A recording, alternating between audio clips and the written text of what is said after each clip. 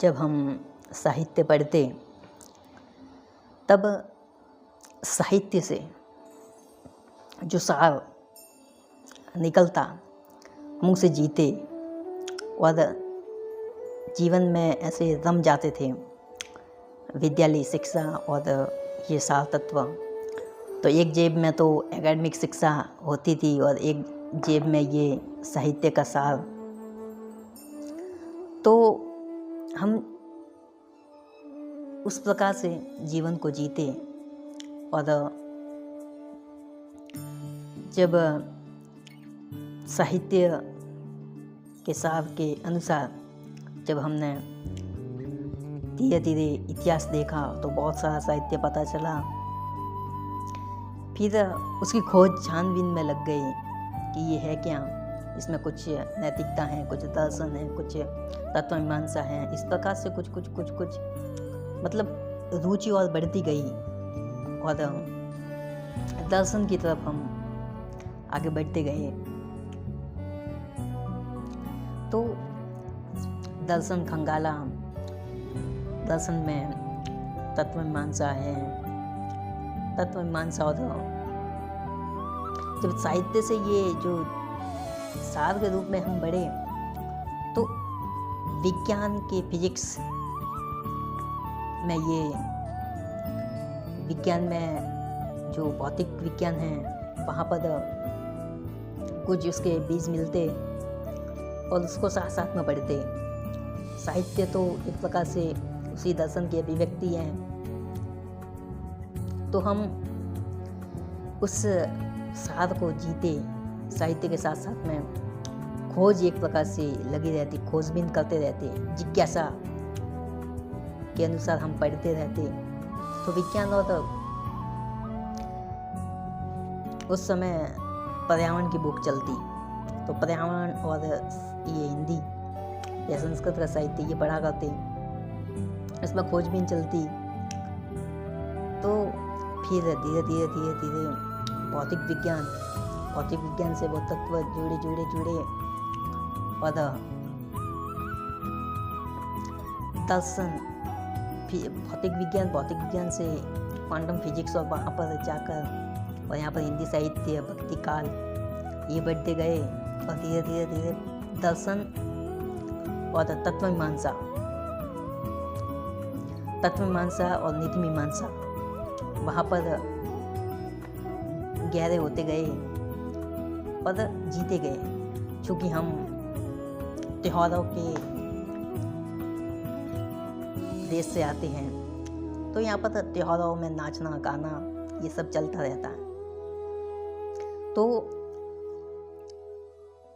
साहित्य उसी विचार की, उसी दर्शन की, उसी दृष्टिकोण की, उसी नज़रिए की अभिव्यक्ति है। तो साहित्य रचा जाता है। हम भी डायरी मेंटेन करते उस समय, तो डायरी में विचार अपने लिखा करते, एक साहित्य रचा जा रहा था। तो उसी समय से हम उसी में ही रमते गए, क्योंकि बहुत सी चीज़ें पता चल गई थी कि जो हम अपनी खोजबीन कर रहे हैं, जो आनंद मिल रहा है, या साहित्य जो पढ़ रहे थे, साहित्य से जो आनंद मिल रहा था, या विज्ञान पढ़ रहे हैं, भौतिक विज्ञान पढ़ रहे हैं, तो वो जो आनंद मिल रहा है वही परमात्मा दिखता, कि वही जीवन है, वही परमात्मा है। इसके अलावा कोई और जीवन मतलब क्या ही है। तो उसमें और आगे बढ़ते गए तो पता चला कि ये जो हम पूरे दिन 24 घंटे होते हैं, तो उस 24 घंटों में पूरी तरह से आनंदित कैसे रहे, उसे जीवन मुक्ति के इसी क्षण हम एक आनंदित रहना, तो जीवन मुक्त हो जाते उस क्षण के लिए तो पूरी तरह से। तो जब साहित्य पढ़ते तो हम पूरी तरह से रम से जाते थे। ठीक है, एक दूसरे विषय पढ़ने हैं इसलिए एक ज्ञान के लिए या बेसिक नॉलेज के लिए पढ़ते, लेकिन साहित्य में या विज्ञान में गहरी रुचि होती गई और उसकी हम जड़ें खंगालते गए, उसमें और विकास के क्रम में जिज्ञासा अनुसार आगे बढ़ते गए और उसमें रमते गए। तो जो आनंद आ रहा है जो पढ़ने में, या तो ये आनंद ही जीवन लगने लगा, यही जीवन है। तो पता चल गया था मोटी मोटी चीज़ें कि ये जो जीवन है वो 24 घंटे है और 24 घंटे में ध्यान जो घट रहा है, हम जो पढ़ रहे हैं उसमें ध्यान घट सा जाता है, यही जीवन है।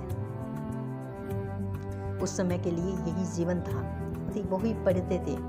तो पता चला कि जो 24 घंटों में हम ये करते हैं तब बहुत आनंदित हो जाते हैं, कुछ नहीं कर रहे होते तब ये कर रहे होते हैं, तब आनंद और गहरा होता जाता और लीन होते जाते, समय रुक सा जाता और आनंदित हो जाते पूरी तरह से, क्योंकि उस समय पढ़ते वक्त पूर्ण रूप में समर्पित हो जाते थे। और फिर खेलना, उसमें हम समर्पित हो जाते थे। तो यही जीवन लगता और पता चला कि जो अपना जो उच्चतम कर्म है, आनंद वहाँ पर भी आ रहा है, यहाँ पर भी आ रहा है, आनंद बहुत जगह आ रहा है, लेकिन अपना जो उच्चतम कर्म है उसमें आनंद की धारा प्रवाह वो लगातार बहना।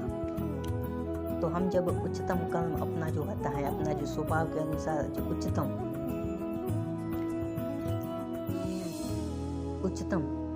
कर्म जो हम करते हैं उसमें लीन होते हैं और आनंद मिलता है, उसे लगातार बनाए रखना, यही जीवन लगता था। तो बहुत सी चीज़ें फिर अभिव्यक्ति के तौर पर हम वो जो जिया, उस समय को जो जिया, जो प्रस्फुटित हुआ अंदर से आनंद, उसे हम डायरी लेखन में उतारते या नाचते, गरबे वगैरह या खेलते। खेलना धीरे धीरे कटता गया और गरबों में वो फिर मिलन होता गया, धीरे धीरे खेलना छूटता गया और गरबे या नाचना।